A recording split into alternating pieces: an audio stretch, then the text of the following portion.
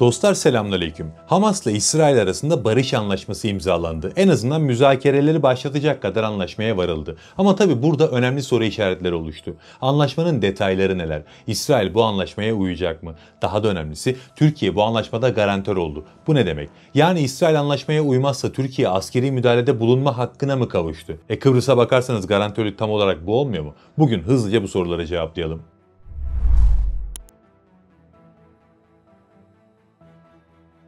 Dün gece ABD Başkanı Trump, İsrail ile Hamas arasında anlaşmanın sağlandığını duyurdu. Bütün taraflar bu anlaşma ile ilgili memnuniyetlerini dile getirdiler. Peki öncelikle bu anlaşmanın detayları neler? Önce bunu konuşalım. Sonra İsrail bu anlaşmaya uyar mı uymaz mı? Yani bu anlaşma gerçekçi mi? Onu konuşuruz. Ardından da Türkiye'nin garantörlüğü meselesine değiniriz. Yani Türkiye bu anlaşmada garantör olunca anlaşmaya uymaması halinde İsrail'e askeri müdahalede bulunma hakkını elde etmiş oluyor mu? Bu soruları cevaplarız. Ama dediğim gibi önce ateşkes anlaşmasının detayları. Tabi anlaşmanın şu an için genel hatları belli. Yani çok detaylarla ilgili açıklamalardan ziyade sızmalar şeklinde bilgiler var. Ama genel hatlarıyla zaten beklediğimiz şeyler bunlar. Anlaşmanın en önemli kısımları esir takasının gerçekleştirilmesi, İsrail'in bölgeden çekilmesi ve bölgeye yardım girişine izin verilmesi. İsrail Hamas'tan ilk etapta 20 canlı rehine alacak. Bunların karşılığında da 1950 Filistinli esiri serbest bırakacak. Bu esirlerin 250'si müebbet hapis cezasına çarptırılmış isimler.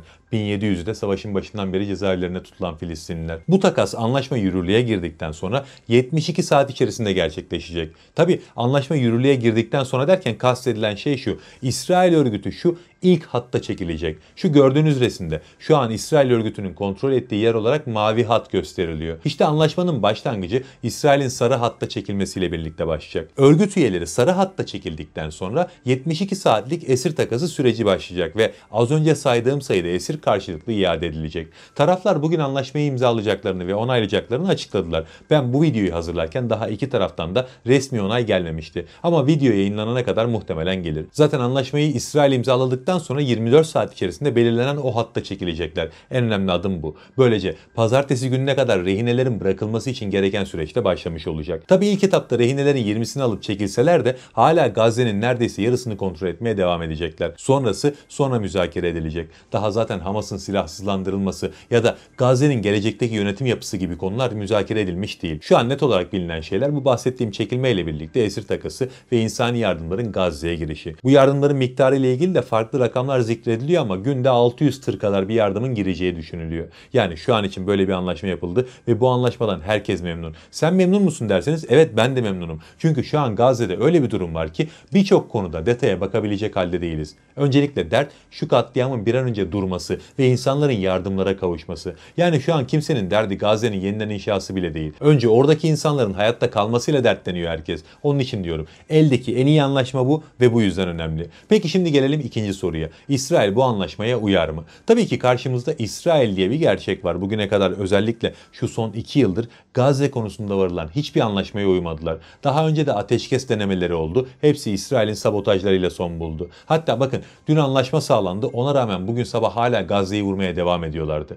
Gazze'nin her yerinde hava saldırıları düzenlendi. İsrail meclisinde onaylanmadan önce ne kadar vursam kar diye uğraşıyorlar. Yani böyle bir yapıdan bahsettiğimiz için net olarak İsrail anlaşmaya uyar diyemeyiz. Kimse hayal görmesin. Ama bu sefer burada bir Trump faktörü var. Trump bu sefer ateşkesi sağlamakta kararlı görünüyor. Seçimdeki en büyük vaadi savaşları bitirmekti. Şimdi geldiğimiz noktada Gazze Savaşı'nı ben bitirdim demek onun için çok önemli. Gazze'yi önemsediği için değil ama Nobel Barış Ödülü'ne kafayı takmış durumda. Zaten Cumhurbaşkanı Erdoğan araya girip de Hamas'la koordinasyonu sağladığında ve bu koordinasyon sayesinde Netanyahu ile Trump arasında belirlenen 21 maddelik anlaşma iyice esnetildiğinde İsrail medyasının ilk yorumu da bu şekildeydi. Trump Nobel Barış Ödülü için İsrail'i sattı. Böyle olunca her ne kadar Trump'a da güvenilmeyeceğini bilsem de bu sefer sanki garantörlüğü işe yarayabilir gibi geliyor. Bir de genellikle bu tarz konuları yorumlarken Türkiye'de şöyle bir yanlışa düşülüyor. İsrail'in orada yaptığı katliamdan, uyguladığı vahşetten bütün Batı memnun gibi bir algı var. Halbuki durum pek de böyle değil. Yine onlar da Gazze halkını düşünmüyorlar. Şu an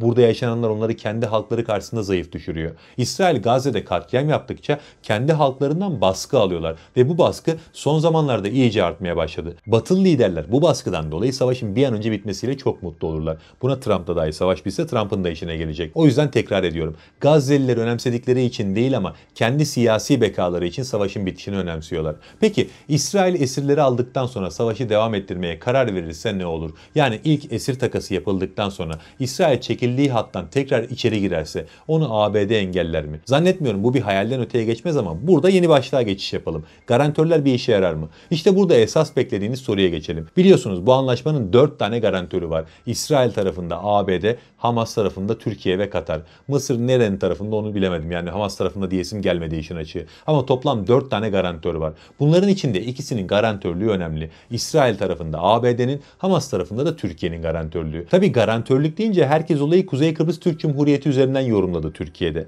Nasıl ki Güney Kıbrıs ya da Yunanistan bugün Kuzey Kıbrıs'ın sınırları içerisinde bir tane mermi atsa Türk ordusu hemen savaş pozisyonuna geçer. Gazze'de de aynısı olacak diye düşünüldü. Peki gerçekten öyle mi? Öncelikle bu garantörlük ne demek? Ondan kısaca bir bahsedelim. Garantör devlet demek bir barış anlaşması ya da böyle benzer uluslararası metinde tarafların vaatlerini uygulamasını sağlamak için devlet ya da devletlerin sorumluluk alması demek oluyor. Peki garantör devletler ne yaparlar? İki tarafı izlerler. Verdikleri sözleri tutuyorlar mı? Tutmuyorlarsa onları yükümlülüklerine dönmeye teşvik ederler. İşte bu teşvik kısmında merak ettiğimiz olay devreye giriyor. Nasıl bir teşvik? Yani atıyorum İsrail uymazsa garantör olarak Türkiye ne yapabilir? Şimdi burada çerçeveyi net oluşturmakta fayda var. Garantörlük kavramı başka hiçbir detaya bakmaksızın bir ülkeye askeri müdahale hakkı vermiyor. Garantör devletler diplomatik baskı oluşturabilirler.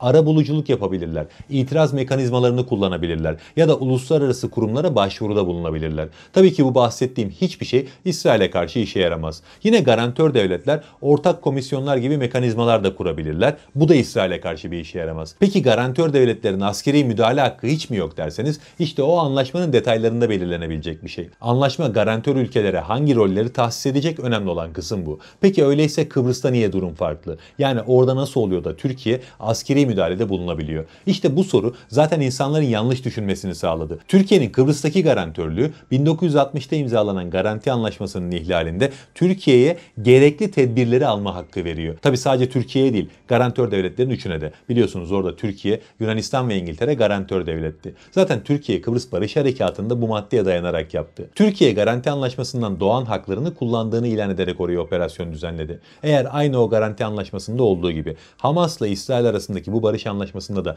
benzer bir madde olursa evet, Türkiye İsrail'e askeri müdahalede bulunabilir. Peki öyle bir madde olur mu derseniz, işin açığı öyle bir şey olacağına ihtimal bile vermiyorum. Çünkü şu an o coğrafyada her şey pamuk ipliğine bağlı. Böyle bir madde hem Türkiye için hem de bölge için büyük bir risk olarak görülür. Zaten ne İsrail ne de ABD anlaşmaya böyle bir maddenin eklenmesini kabul etmeyecektir. O yüzden dediğim gibi garantörlük meselesini az önce bahsettiğim tarzda bir madde görmediğiniz sürece çok fazla ciddiye almayın, gözünüze büyütmeyin. Ki zaten böyle bir madde olursa doğrudan Türk ordusu devreye girecek. Türk askeri Gazze'de barışı tesis edecek. Askeri üsler kuracaktır. Keşke böyle bir şey olsa, çünkü orada kalıcı barışı sağlamanın tek yolu bu. Kalan bütün yöntemler sadece geçici çözümler olacak. Şu an yapılan anlaşma için de bu dediğim geçerli. Sadece geçici bir çözüm. İnşallah kalıcı adımlar da atılır ve Türkiye tarihin kendisine yüklediği rolün gereğini orada yapar. Allah'a emanet olun.